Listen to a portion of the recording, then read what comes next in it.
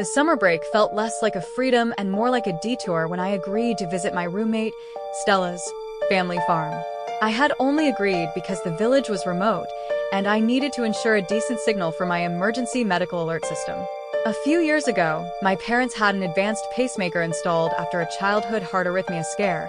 It was expensive, a small metal lifeline in my chest, and it had a built-in medical GPS to alert emergency services to my exact location if my heart rate ever spiked past a critical threshold. Stella's parents were fruit farmers, nestled somewhere remote and quiet.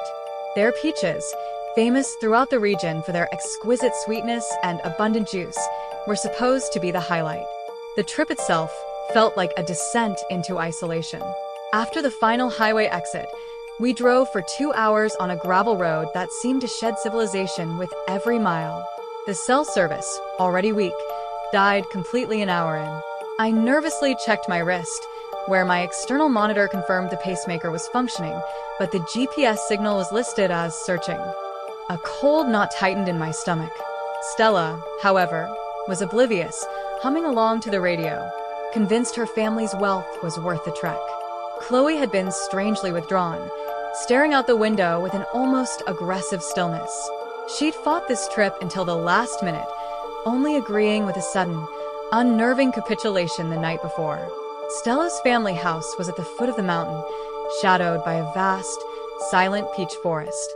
The air here was heavy, saturated with a cloying, almost sickeningly sweet scent that Stella had proudly called a strange aroma. I recognized the smell.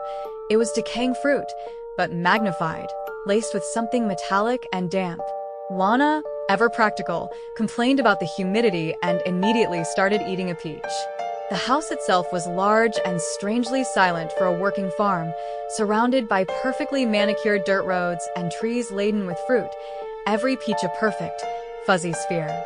The whole place felt less like a home and more like a meticulously maintained stage.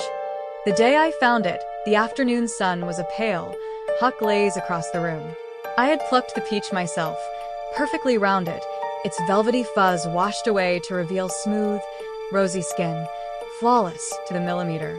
The surface was sticky with a viscous, opaque sap that Stella's mother had insisted was natural protective nectar.